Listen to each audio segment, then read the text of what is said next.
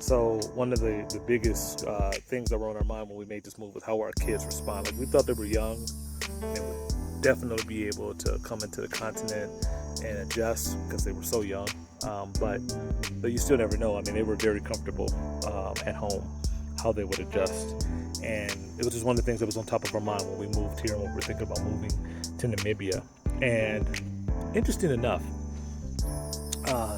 after we got here and settled in, I guess it's so busy starting your life, your new life, we hadn't really thought about it much again until just recently we had a group of investors who were here not for what we're doing with Shofar Business Consultants, but they were here for another fund that is working on, it's a venture capital fund that focuses on agriculture in Namibia, and it's based out of Grand Rapids, Michigan, believe it or not. And we knew a few of those individuals from when we lived in Grand Rapids, Michigan, when I went to school. But anyway, but one of the gentlemen, his wife, just kept looking at our kids play as we were sitting at the table at a restaurant here having dinner, and she said, "They seem so happy."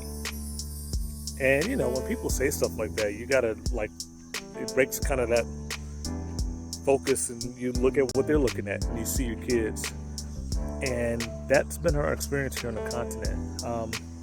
She then asked the question. She said, "Your kids are gonna grow up on the continent," and it made me think about, you know what, it's true.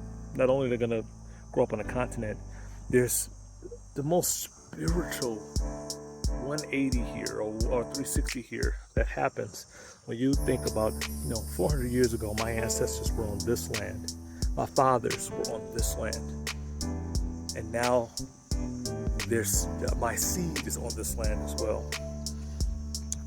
It is incredible. They're playing in the dirt. They're falling in love with fruit because of how good the fruit tastes here. They're around a lot of different languages, right? And so one thing that's really unique is we have a few people who their nanny is she's Damara, and so every morning she's trying to teach me, because I've asked her some of the language so that we can get the tongue, and it's a very difficult language, so it's got the clicks. Those are challenging.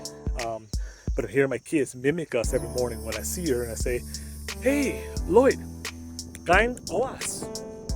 Right? Good morning. Kain koas. And the kids trying to say kain koas back to us, right? And so and then her daughter came and played with our kids, and we're playing with. I told you I was shooting a video. This is the fun I'm talking about right here.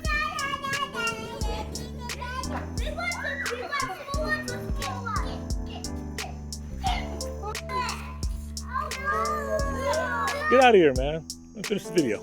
Anyway, so the kids are happy.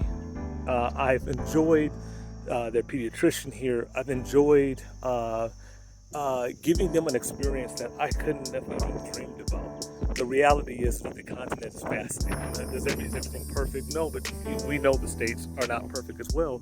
But what there is a unique opportunity for the diaspora to return back home and invest, or invest from abroad back in the States where we've been living for generations.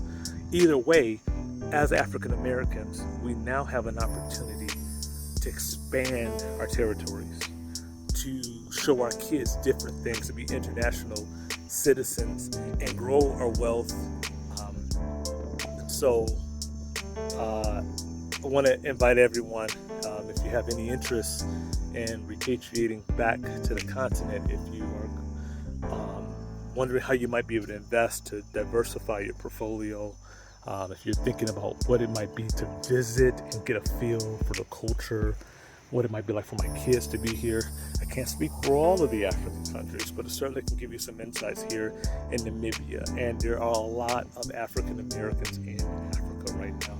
And there are a lot of Africans who are ready to welcome brothers and sisters home and connect and see what we can do together. It's a beautiful time. So, right, until next time, hope to see you soon. let us know if you're interested in doing a call consultation.